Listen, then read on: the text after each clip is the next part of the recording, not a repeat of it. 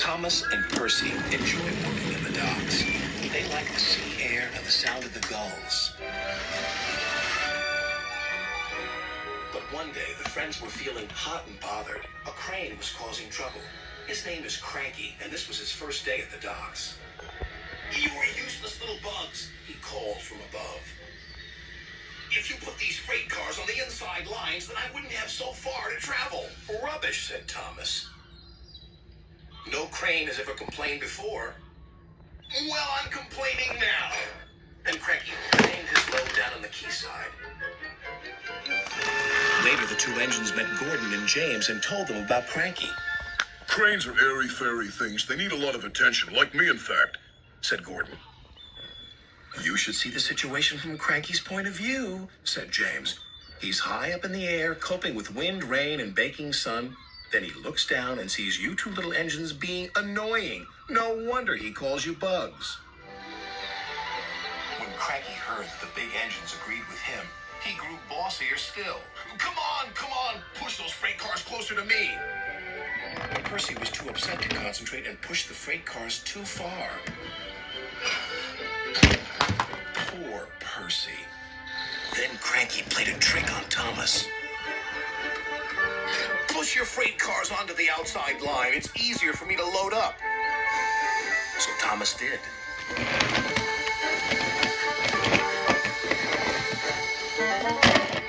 But Cranky left the loads beside the freight cars, not in them. "You must have known my arm can't reach you there," complained Cranky. This mix-up caused confusion and delay. Sir Topham Hatt was most upset. "Thomas and Percy, this new crane has an important job to do. I have heard that you have not been helping him today.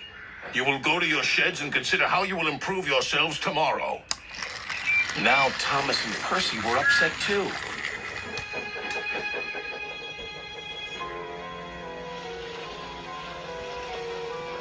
That evening, a big storm raged across the island.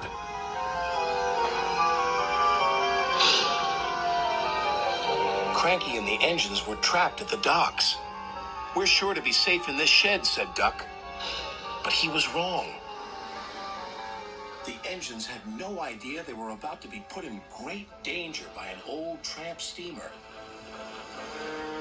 It was out of control and running aground, straight into the sheds.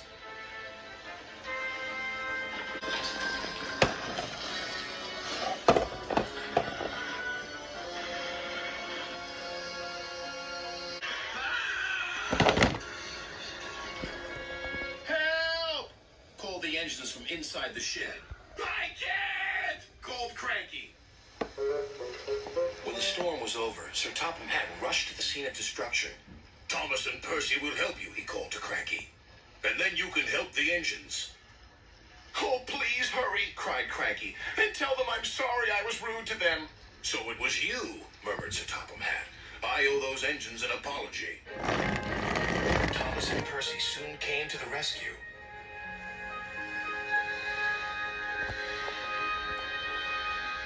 And it wasn't too long before Cranky was upright again and clearing the wreckage.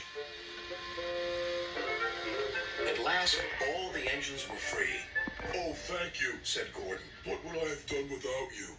"Well, I had to be rescued before I could help you. But I never thought it would be by a couple of Cranky was about to say bugs, but he quickly corrected himself. Small engines, thank you. I'll never be rude again. However, you two mites are in my way, so move over." "Pa," said Percy, "he's back to bugging us." "Don't move! You're still attached to Cranky." But it was too late.